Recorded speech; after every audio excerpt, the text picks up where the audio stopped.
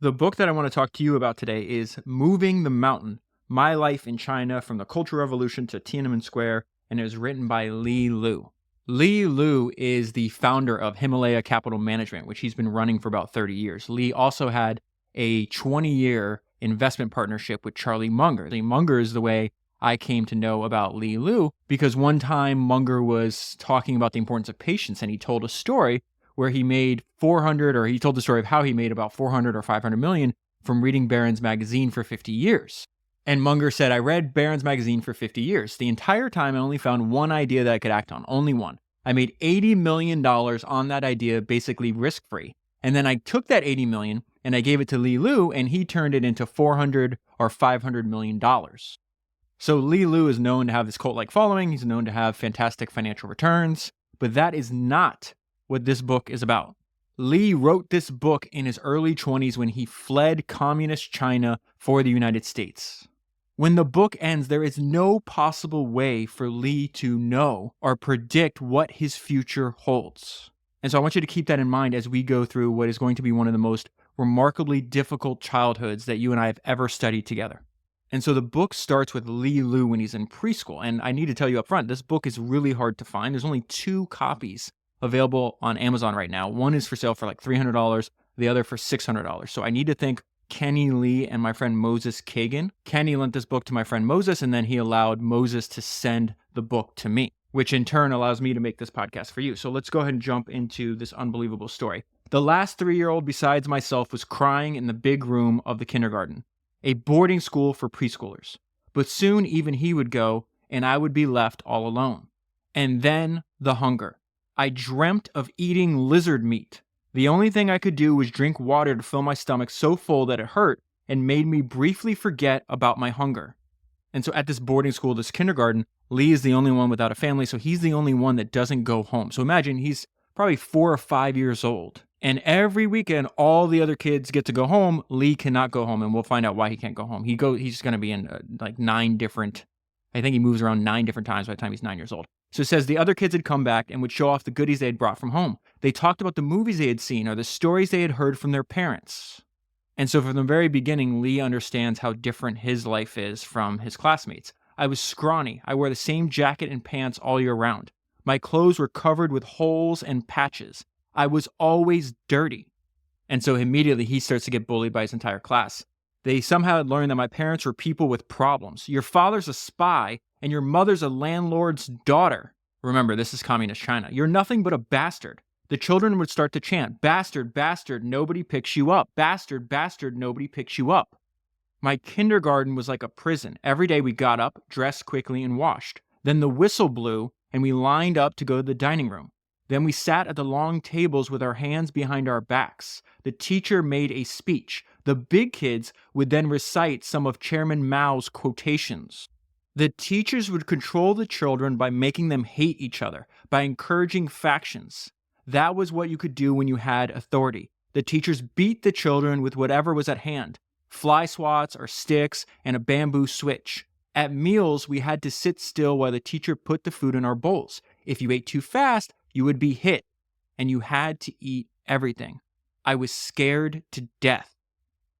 And so throughout this entire book, there's multiple examples of Li being different from everybody else around him. And so at this time, when he said, I dreamt of eating lizard meat, it's because at this boarding school, they were overrun with these giant lizards.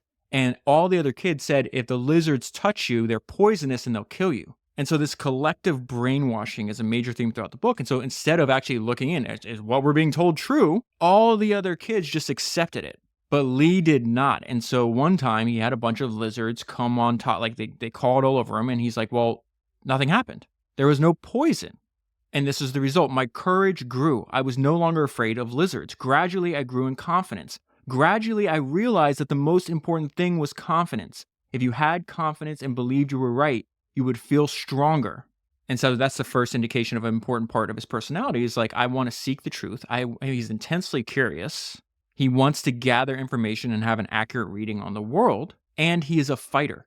And so there's other kids in the same grade that are given authority by the teachers, and they're called officials. There's a first, second, and third official, and they typically bully and try to intimidate the other kids. And this is what happens when they try to do that to Li. The first official swaggered over to me, clenching his fist. but I was prepared and hit him first, knocking him to the ground, which completely crushed his position as the number one leader. The second and third officials looked at each other and then ran away. This greatly enhanced the status that Lee had with his other kids. In our small society, I rose from the very bottom right to the top. Yet I retained a deep sense of inferiority from my lack of contact with the outside world. Wait till he learns how to read. That changes his entire life, because at this point, he's completely thinking about it.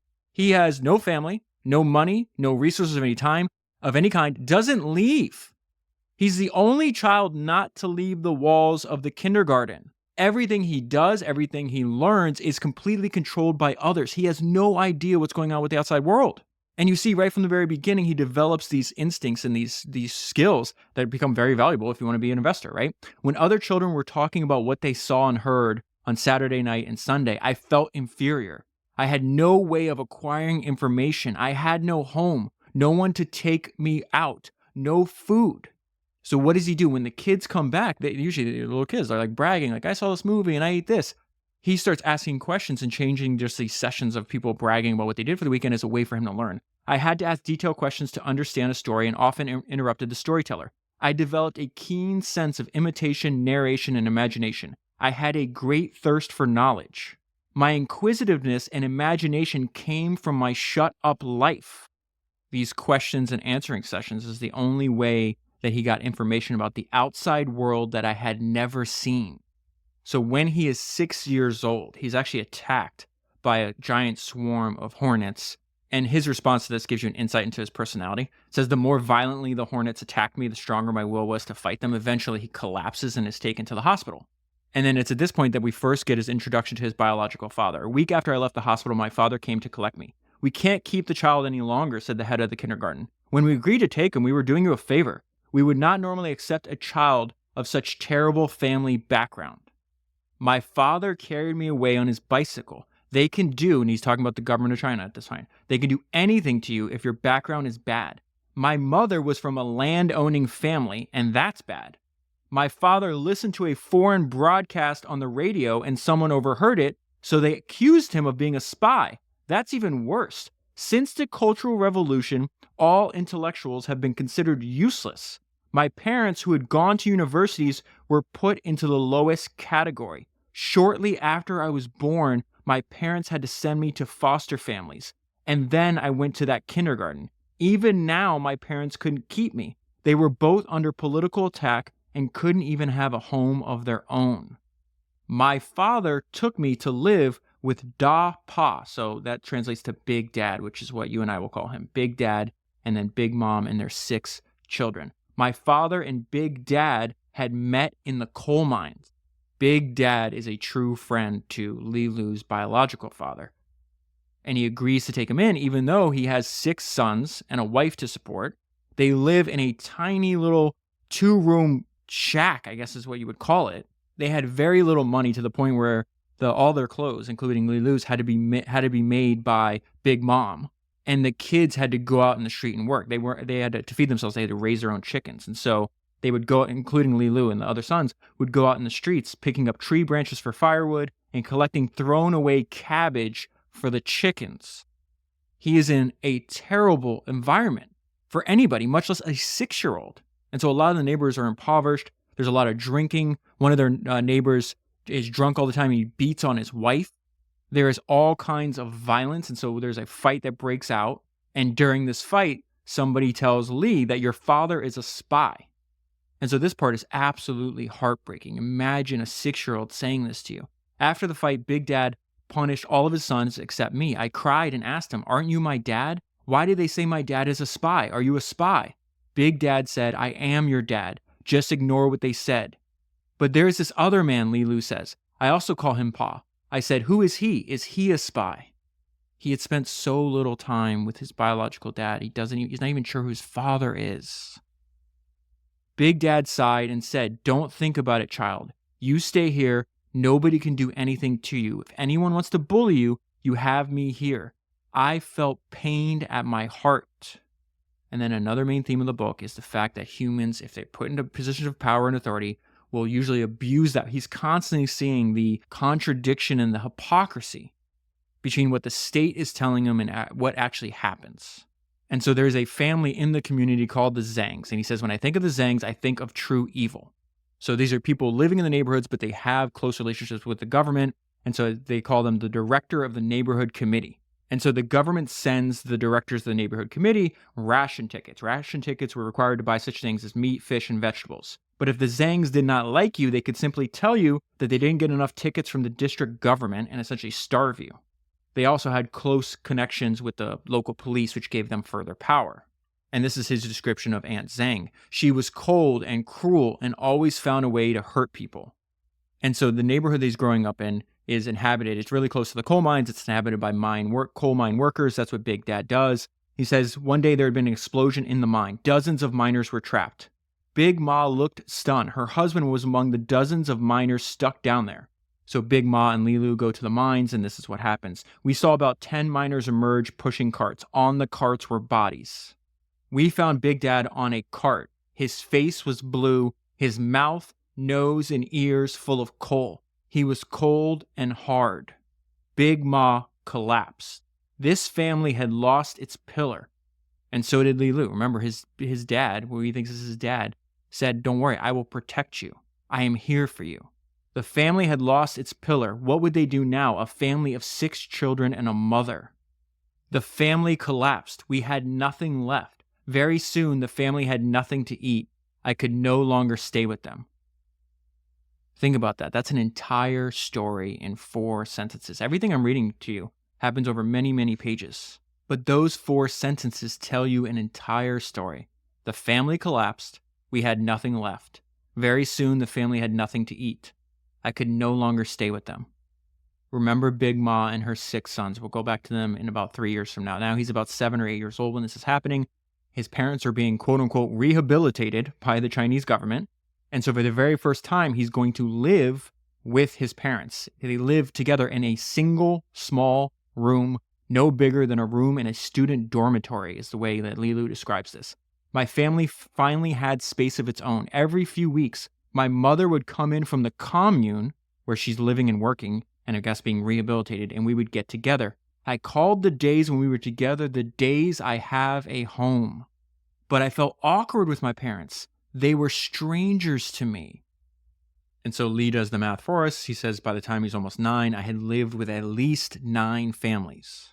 And this is the beginning of this intense desire to learn how to read, and to make money so he can support himself and the people he loves. I felt superfluous, being shunted from house to house and gradually inferior. Perhaps the world did not welcome me. I wanted to grow up fast so I could make money and support Big Ma. One day, my father's institute told him that he would be sent away for 6 months. My mother was still living in the Orchid commune, and none of my parents' friends could take me in any longer. And he is saved by the generosity. He's got a teacher. He's got a bunch of atrocious teachers, but he's got a few that have great hearts and that actually care about him and want to teach him and help him. One day at my school, Teacher Wang said to me, "I hear you're leaving us. Do you still want to learn to read and write?" I told her I want to study. She said, "You cannot leave here. You can live in my home if your family cannot take care of you." And this is going to be one of the most important sentences of the book, because it's going to be the foundation upon which his future wildly successful career is going to rest upon. I had begun to love reading. And yet in every new environment, he finds the same reoccurring theme, that those in authority, that those in power routinely abuse the people that they have power, control, and dominion over. And so there's this kid in the neighborhood called Fatty. Fatty's father was the chief of the Bureau of Electricity, so he's a very important person. And Fatty is a bully, and Lee is a fighter. And so when Lee sees Fatty beating up a girl, this is what happens. Fatty was furious, dragging the girl along by her hair. She screamed in pain, so I went up to Fatty, slapped his face, and said, "Let go of her." I bit his hand. I seized a stone and began hitting him on the head. Fatty had hardly expected a skinny boy like me to fight so fiercely and effectively. And since Fatty's family is powerful, they try to take revenge against the family of the teacher that's letting Lee stay there. He has to go and apologize, even though he doesn't want to. And he says, "I felt like a jinx. Wherever I went, bad luck followed. In despair, I cried. I said in my heart, 'Wait till I grow up, Fatty. See how I will settle accounts with you.' It seemed that my childhood was over. I was no longer carefree. I lost all interest in games. I wanted to see and learn so many things. I started to observe, study, and understand people. I became more and more reserved and introverted. And so what he's describing is he did not have the luxury of a childhood. He was forced to grow up fast. And somehow his life continues to get even worse. Li Lu survives the 1976 Tangshan earthquake. The Tangshan earthquake is the deadliest earthquake in human history. Over 300,000 people are going to die.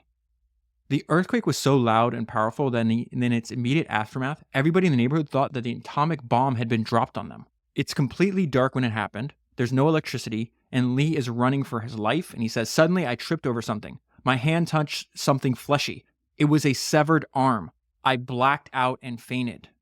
He wakes up. "I looked around in the daylight. All the buildings were gone. I ran as fast as I could towards the place where Big Ma and her family had lived. Their house had caved in, but the roof survived. Someone had dug a hole in the roof to look inside. When I looked down through the hole, I saw 6 pairs of blue and black legs lying there. All their upper bodies were crushed under the roof. The last time I'd seen legs of such color was when Big Dad died. As soon as I saw them, I almost blacked out. The heads of Big Ma and the children had been crushed. Their brains were everywhere. Big Ma was kneeling over the 2 little ones. When the earthquake came, she must have knelt over their heads to protect them with her back. Now, whenever I think about mothers, I think of Big Ma kneeling over the children." He's 10 years old when this is happening, so the entire town gone. So he is sent to go live with his mother at the commune, at the orchard commune that she's at. And we see the same thing. The people in power, they preach equality, we're all the same, and yet they do everything in their power to live differently than everybody else. Life at the orchard commune where I had gone with my mother and brother appeared peaceful and balanced. Everyone seemed to be eating and drinking like anyone else. But behind the facade, the crude inequality made me furious. The party secretary had set up a separate tent for his own family. The cook prepared food separately for his family. The secretary's family had better food because all of the relief goods were sent to him first. They considered these relief supplies to be their own property. The party leadership had said that we're all the same, that we should never take a piece of thread that was the public property, that we must be honest. He is realizing that they are all brainwashed, that the official propaganda does not match the reality on the ground. He sees this over and over and over again during his young life. And listen to how they describe the death of their leader. This is when Chairman Mao is going to die. He's in school one day. The loudspeaker, which had been silent for weeks, suddenly came to life. "Now important news is to be announced. Now important news is to be announced." This one sentence was repeated for half an hour, and then finally a heavy voice spoke. "The great leader of the Chinese people, the founder of the Chinese Communist Party, the great teacher of the revolution of the world, the red sun in the hearts of the Chinese people, the chairman of the Chinese Communist Party, and the chairman of the party military committee, Comrade Mao, passed away due to an incurable disease." And he details the reaction to the people around him. They're crying and mourning. It's like you would expect their reaction is like almost if your child had died. The government had complete control over the flow of information. And the kids were indoctrinated and brainwashed before they could even read. And so at this point in his life, he's back to living with his mom and his dad in this like tiny little shack. And he says, winter was coming. Nothing was more important than acquiring a warm house. And so in order not to freeze to death, they have to build this thing called a kang, also known as a kang bed stove. So this is a traditional heated platform used for sleeping in the northern part of China where the winter climate is very cold. And so other people in the community realize that Li's dad is very good at building these kangs, and so they come to him and ask him for help. My father became well known in the area as an expert kang maker. Every day people came to ask him for help. I was enchanted by my father. He was like an enigma, a riddle to me. Before the earthquake, I had never lived with my parents as a real member of the family for very long.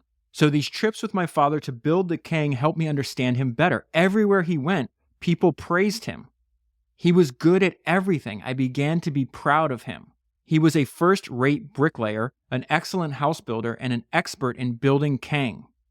And so it's during this time that he's living with his mom and dad that he finds insight into their past lives and why they were ostracized and why he was sent away. And so he finds this suitcase full of pictures and writing. He says, I found pictures of foreign architecture, bridges, churches, and people in strange costumes. I saw pictures of a young man with glasses wearing a white Western suit. He looked so elegant and handsome. There were several photos of that same young man rowing a boat or hunting with a gun. The more I looked, the more mysterious I found the people and places in the photos, and the more excited I became. Then it dawned on me that the young man was my father. I told my parents of the small suitcase with the many strange things in it. Hearing this, my mother became very nervous. How could you look at those things? You were only a child. She was so nervous. My father's response was different. He said calmly, "What of it? If the child is interested in those things, let him look at them. Didn't the Cultural Revolution end?"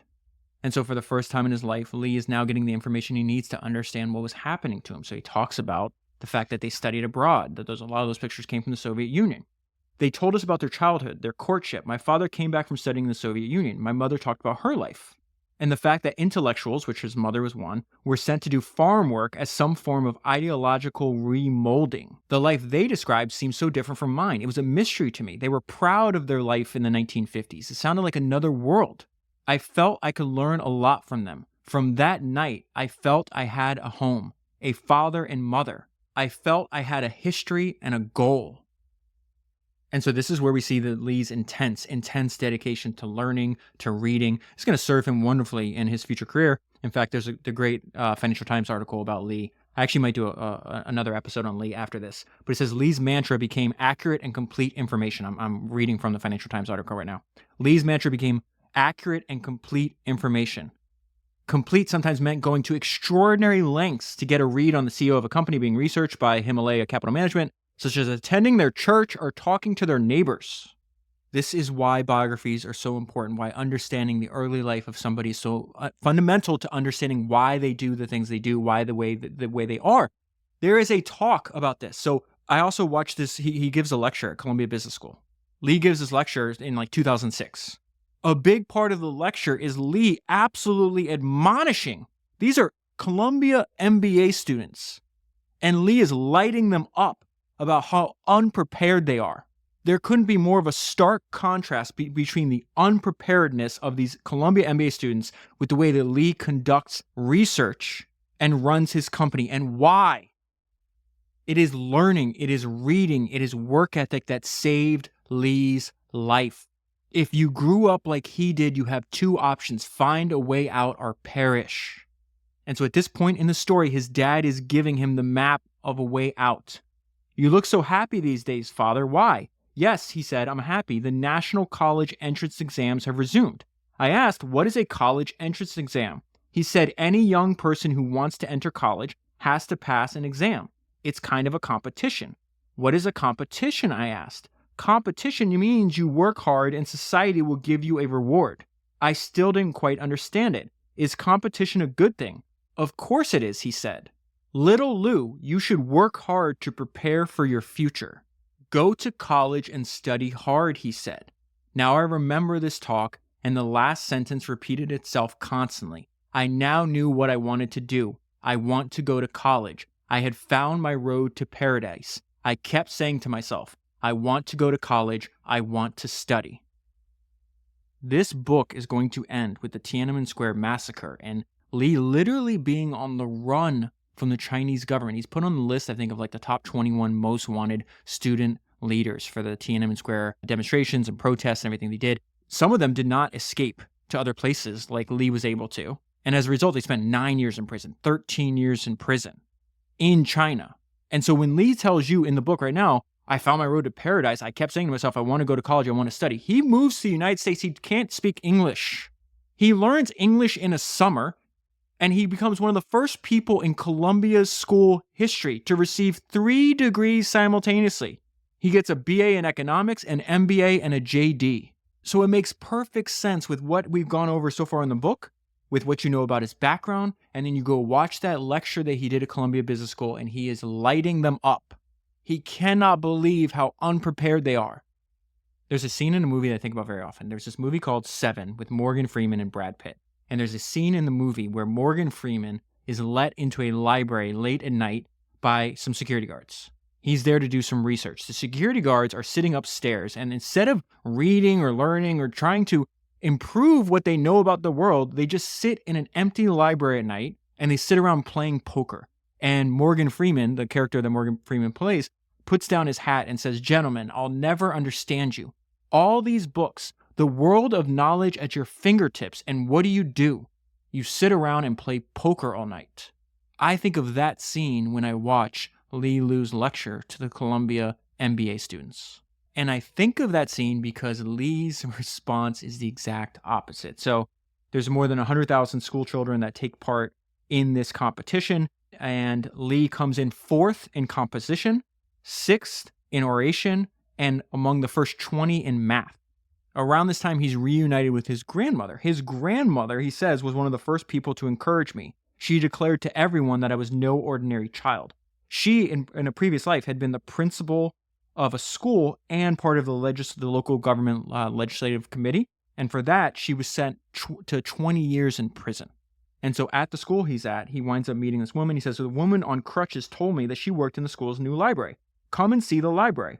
It astonished me to see so many books all at once, thousands of them. I had never seen so many books in my life before." In books, listen to how he describes this impact. Remember, this is a person that just unbelievable struggle and devastation for the first, 12, 15 years of his entire life. Very limited view on the outside world. And this is where he realizes books is his way out. In books, I could travel to every corner of the world and communicate with the people there. I would read all day long. As I was doing research for this episode, I came across this wonderful quote by Charlie Munger that I think Li Lu would agree with. Charlie says, "As long as I have a book in my hand, I don't feel like I'm wasting my time." Here's another thing that now think how crazy this is. This is why I started with that story, Charlie Munger, at the very beginning of the discussion that you and I are having. The version of Li Lu that's writing these words that you and I are going over does not know Charlie Munger, doesn't know of his existence, sure as hell doesn't know that he's going to, in the future, have a 20-year partnership with him. Listen to what that version of Li, is describing this unfettered access to a library, what that's doing for him. "Most of the friends I made in books," Charlie says, reading biographies means you're making friends with the eminent dead. They describe it the exact same way. That blew my mind. So this reading continues into what he calls senior middle school, which I think is like our version of high school in America.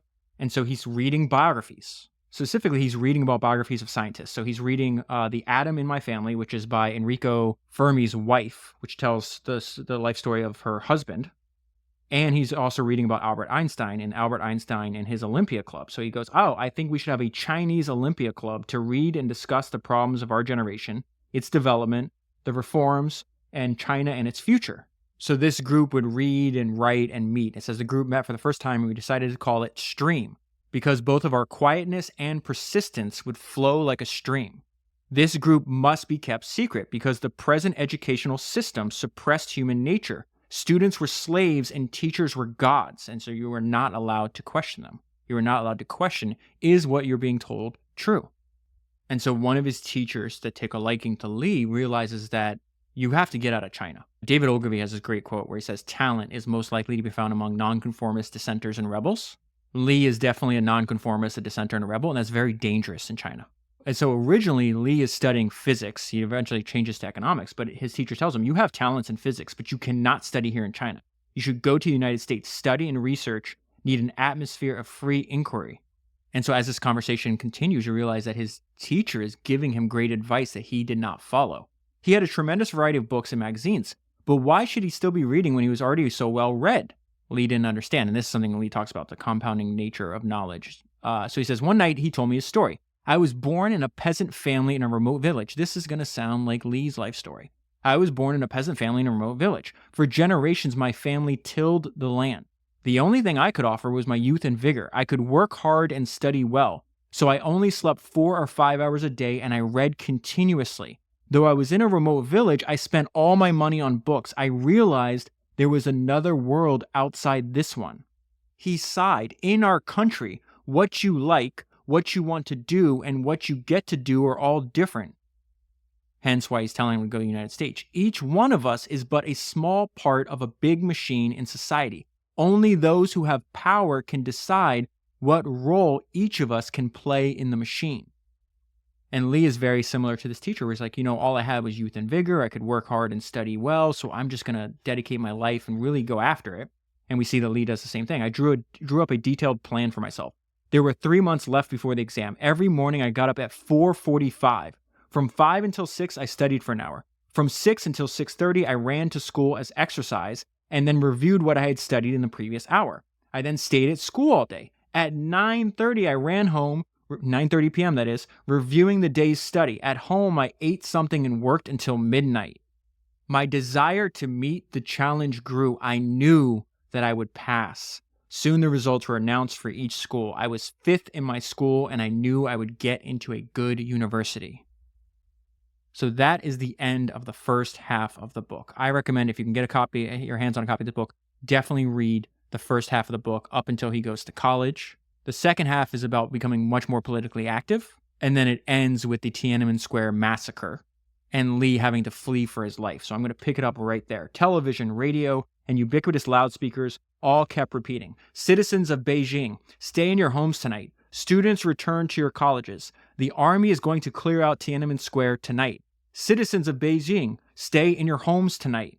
I saw the army start to march towards the square. People tried to stop them with their bodies. Soldiers pushed their way forward, bayonets raised. A girl student from Beijing University went up to the soldiers and said, "The students aren't rioters, but patriots." A soldier thrust his bayonet into her chest, and she fell down dead. People ran over to her. The tanks kept coming and opened fire. Everywhere people were dropping. People could not believe that the government could have shot at its own people. The tanks never stopped, and they ran over the bodies. The soldiers were mad. They killed whoever was in their way. Hundreds of armed soldiers charged the crowd. Gunshots created chaos. The north side of the square was a sea of fire. Dozens of tanks entered the square. All the tents were being smashed under them. There were still hundreds of people in them. They had gone to sleep, thinking the worst would be that the police would haul them on to a bus and send them back to college. Now they were being ground to pieces. People shouted names, parents trying to find their sons and daughters. My mind became stone. Only one thought was chiseled on it. Why am I still alive? And so now everybody's fleeing and trying to run from Tiananmen Square. And Lee says, over the next few days, I stayed at a different place each night. The government put my name on the list of wanted people. Our descriptions were issued to customs, railway stations, bus stations, neighborhood committees. Our photos were posted all over the country and shown on television. And so this time, Hong Kong is still a British colony. So Lee actually uses a smuggling route that was established to bring contraband of Western goods from Hong Kong. And so he uses that route to escape China. And he describes the last day in China. Dawn was approaching. I came out of the basement and took a deep breath. I would not go to prison. I would escape. I looked back on my life so far. I had grown from an unwanted child to a fighter in Tiananmen Square. And now I was a criminal wanted by the government. I had experienced oppression and rebelled against it. I didn't want to give in. I wanted to escape. I didn't know what kind of life awaited me. I just knew that I was on my way. That is how the book ends. This is when he starts a new life in New York at 23 years old. 23-year-old Li Lu had no idea, couldn't possibly have known what lay ahead in his future. Highly recommend reading the book if you can get a copy of the book. I will leave a link down below. If you buy the book using that link, you'll be supporting the podcast at the same time. I'm in the process of doing research on another Li Lu episode. This all about how he thinks about investing and company building, what he learned from Buffett and Munger. If I can get enough material to make an episode that's worthy of your time, that'll be the next episode I do. But in the meantime, that is 362 books down, 1,000 to go.